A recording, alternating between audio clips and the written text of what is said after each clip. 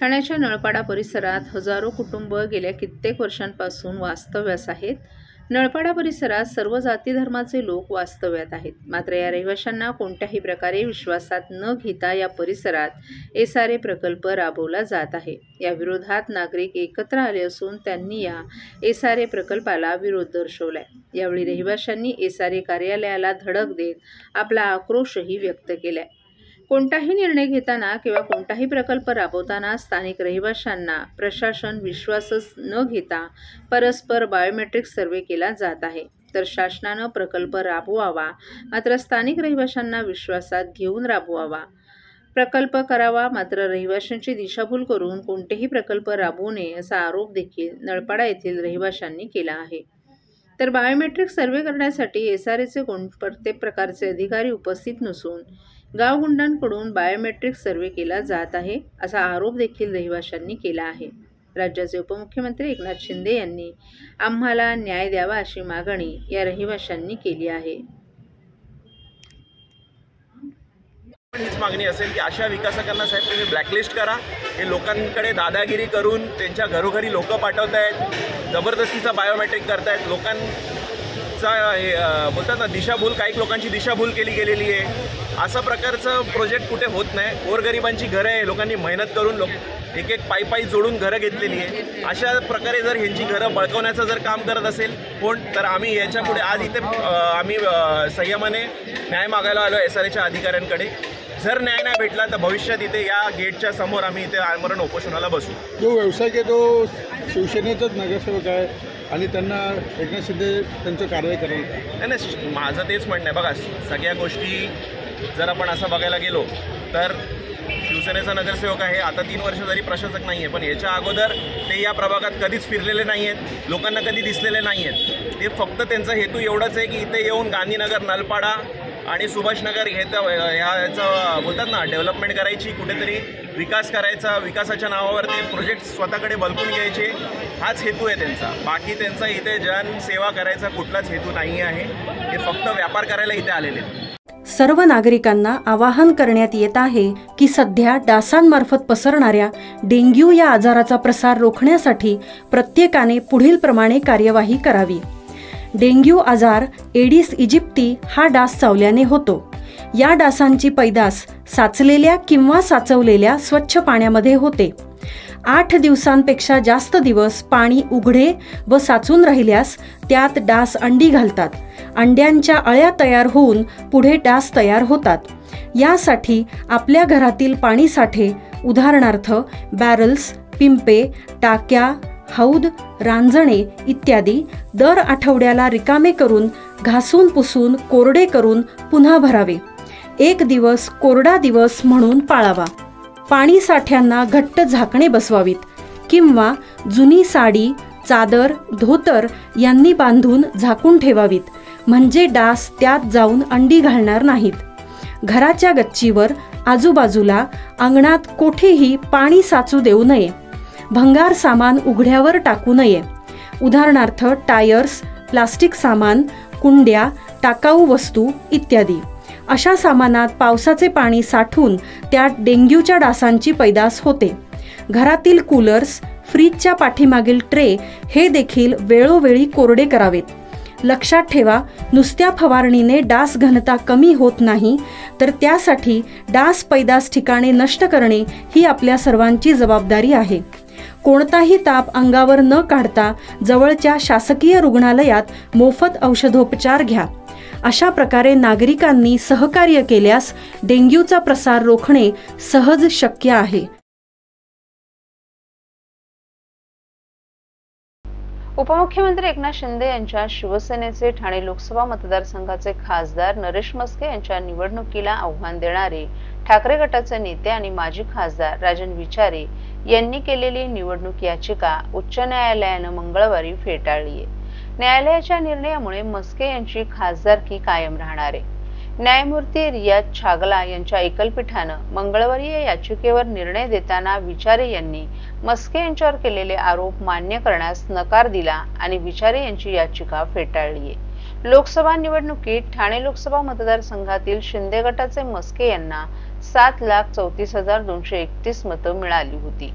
तर विचारे यांना 5,17,220 मतं मिळाली होती.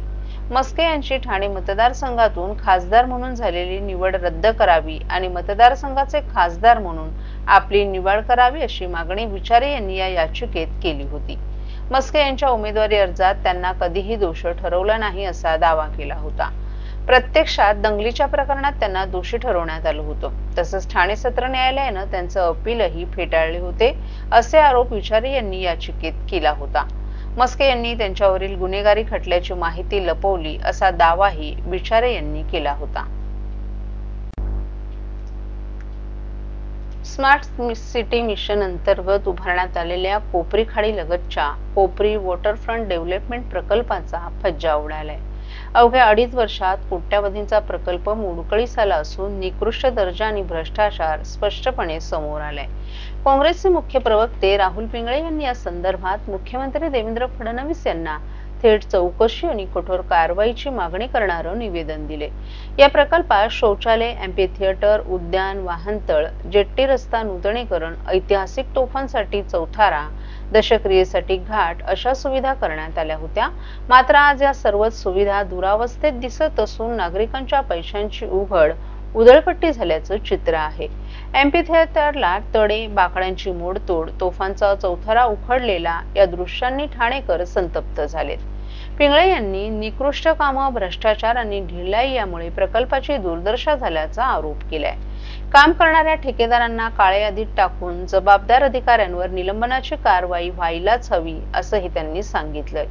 यापूर्वीही स्मार्ट सिटीतील कामकाजावर गंभीर आरोप झाले होते. केंद्रीय नागरी विकास मंत्री हरदीप सिंग पुरी यांनी चौकशीचे आदेश दिले होते. मात्र ठोस कारवाई न झाल्यानं भ्रष्टाचाराला खतपाणी मिळाल्याचे आरोप होत आहेत.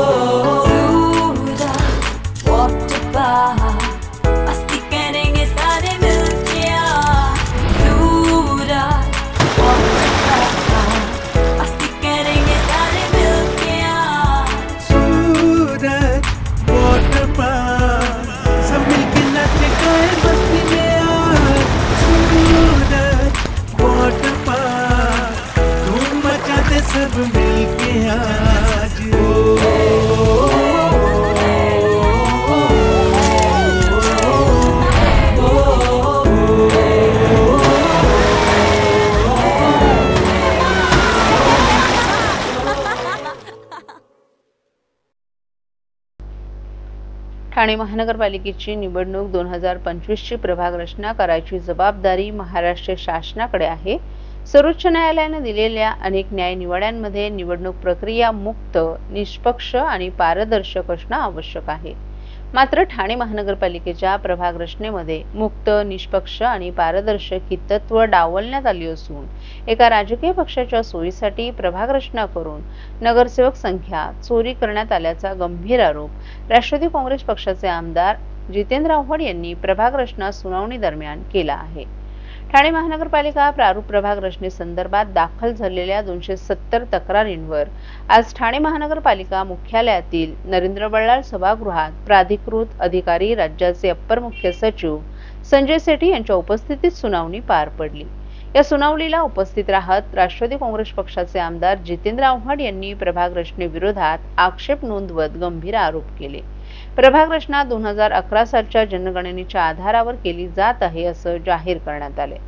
प्रभाग रचनेचा जो मसुदा प्रसिद्ध करण्यात आलाय त्यामध्ये प्रभागाची लोकसंख्या दर्शवण्यात आली आहे. मात्र मसुद्यामध्ये प्रगणक गट यांचे नकाशे आणि प्रतिप्रगणक गट लोकसंख्या, त्यातील अनुसूचित जाती आणि जमातींची लोकसंख्या ही मूलभूत माहिती प्रसिद्ध करण्यात आली नसल्यामुळे महापालिकेने प्रसिद्ध केलेल्या मसुद्यांमधील लोकसंख्येचा कोणताही पडताळा घेता आला नाही. महानगरपालिकेच्या अधिकाऱ्यांकडे विचारणा करूनही माहिती प्राप्त झाली नसल्याचा आक्षेप आव्हाड यांनी नोंदवलाय. ठाणे महानगरपालिकेच्या प्रस्तावित प्रभाग रचनेमध्ये मुक्त, निष्पक्ष आणि पारदर्शक या तत्वांचा पूर्णपणे भंग केलाय. ज्या आधारावर वॉर्ड रचना झाली ते जनतेपासून लपून ठेवायचं असेल तर मग हरकती सूचना आणि प्रभाग रचनेची निवडणूक आयोगामार्फतच चर्चा हा सर्व फार्स कशासाठी, किंबहुना ठाणे शहरातील प्रभाग रचना हा फार्स आहे हे 4 महिन्यांपूर्वीच आम्ही निवडणूक आयोगाला कळवून यामध्ये लक्ष घालण्यास सुचवलं होतं, परंतु निवडणूक आयोग हे सत्ताधारी पक्षाच्या हातातील बाहुलं असल्यानं निवडणूक आयोगाकडून फार काही अपेक्षा नव्हत्या असंही त्यांनी सांगितले. आता मात्र वोट चोरीप्रमाणे सीसीटीव्ही मध्ये चित्रित झालेलं चित्रीकरण लपवून ठेवायचं आणि मतदान वाढलं असं सांगायचं, पुरावे मात्र शून्य. तसंच वोट रचना आम्ही कायदेशीररित्या केली असं सांगायचं आणि प्रगणक गटच द्यायचा नाही, यालाच तर आम्ही वोट चोरी म्हणतो असंही त्यांनी सांगितलं.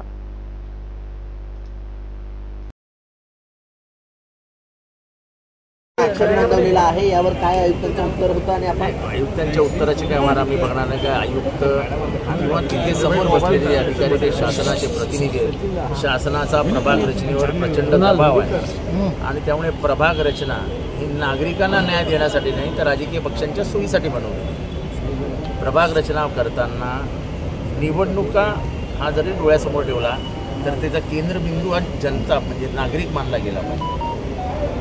तुम्हाला नगरसेवक नाही बनवायचे तर प्रभाग रचनेद्वारे जनहितासाठी करण्यात येणाऱ्या कामांची सोयीसुविधा कशा नागरिकांना उपलब्ध होतील याच्यासाठी प्रभाग रचना केली जाते. पण ह्या प्रभाग रचनेमध्ये जे मूळ ज्याला प्रगणक गट म्हणतात की ज्याद्वारे लोकसंख्या निश्चित केली जाते ती आम्ही मागायला गेलो असतो, ज्याच्या आधारावरती प्रभाग रचना झाली आहे ते देण्याचाच नाकार दिला. जर प्रगणक गट जर समजले नाही तर कसं काय होणार.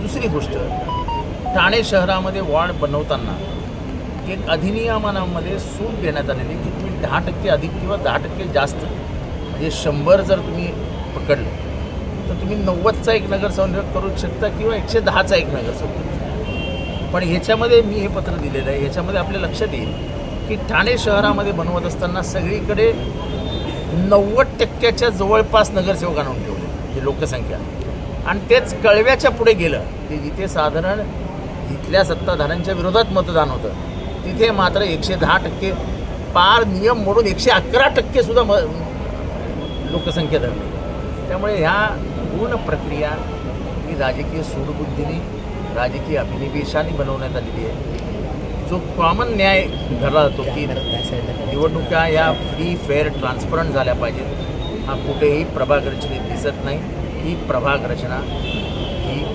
वोट चोरीपेक्षा भयंकर आहे. ही नगरसेवक चोरी करण्यासाठी म्हणून केलेली प्रभाग रचना आहे. आधीच नगरसेवक चोरण्याचे प्रकार किती चालू आहेत ठाण्यामध्ये आपल्याला माहितीच आहे, त्यात काही वेगळं सांगायला नको. पण आता मात्र प्रशासनाला निवडणूक आयोगाला हाताशी धरून प्रभाग रचनेच्या माध्यमातून आपली राजकीय सोय करण्यासाठी म्हणून ही प्रभाग रचना केलेली आहे.